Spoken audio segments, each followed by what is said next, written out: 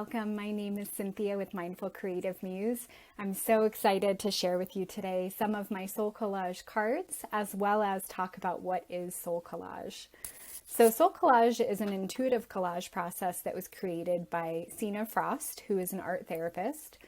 The process itself is not art therapy. It can be used in art therapy, but many of the classes that I teach are not art therapy based, as I'm not an art therapist. It's really a process that anyone can do. You don't need any previous art experience. And what I love about Soul Collage is that it allows you a way to tap into your creativity, to allow you to tap into your own intuition. And it allows you also to give voice to things that want to be expressed in you, but maybe that doesn't want to come out in words. And there is a writing process to Soul Collage, and so sometimes the words can come later, but the image and process comes first. So what I love about this process as well is that it allows you and gives you permission to select images that you either feel drawn to or repelled by.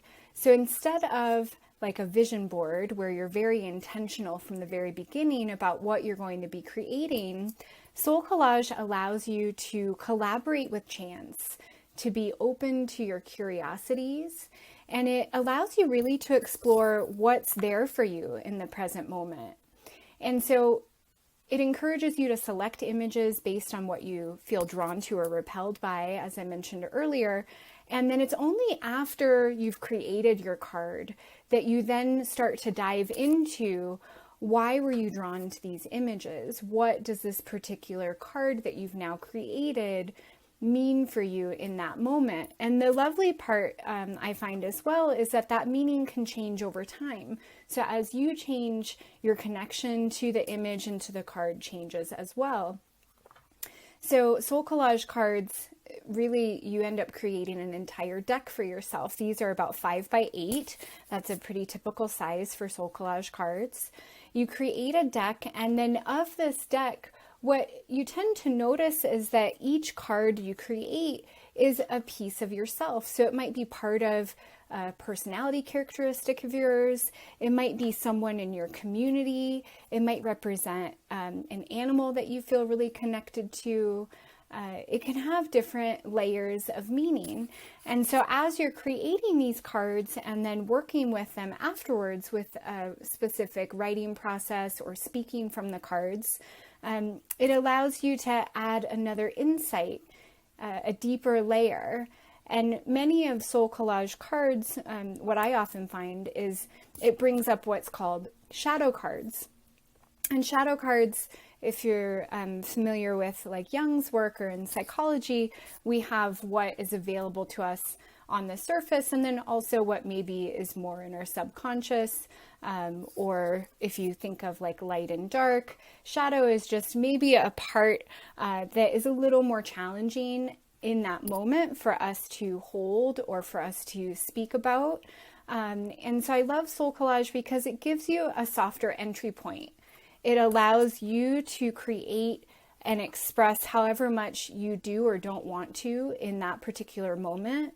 And it allows a safe container to just play and explore and see what unfolds. And it's not really about creating the final image. So it's not about creating artwork necessarily. It's more so about the process itself.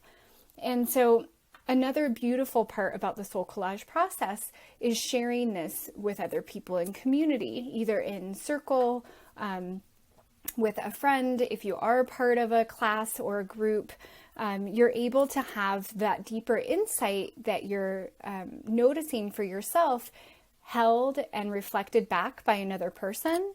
You're also able to have that seen by another person and share it with them. So I find that creating the Soul Collage card is only one step, and the other steps to that, the writing process, reflecting about the card, and then really being able to share that with someone else in a safe space is, for me, what really makes the Soul Collage process so helpful and healing for myself. And it really can be a companion. So I've found that Soul Collage is a really wonderful place that I can turn to when I'm struggling. If I'm having a hard day, and I tend to be an avid journaler, but sometimes, as I mentioned earlier, writing or expressing in words isn't necessarily as accessible, or may not be the way that you want to express in that moment. So it just gives you another opportunity. And it also, if you are an artist, is another way for you to create and play and express that's not so pressured on you're creating a final piece. It really is encouraging you to explore that process. So these are just some of the Soul Collage cards that I've created over the last several years. Again, you will end up creating a full deck for yourself. And the other piece that I really love about Soul Collage is that it's very simple. Anyone can do it. It doesn't take a lot of supplies to do it. The supplies that you do need are very inexpensive.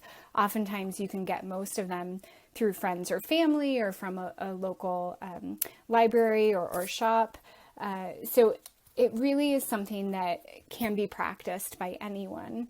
So I'm going to include in the links below a little bit of information as far as next steps of if you want to start exploring creating your own cards, and then some information as well about Sina's philosophy, just some background on Soul Collage. So I'm just going to show a few more here.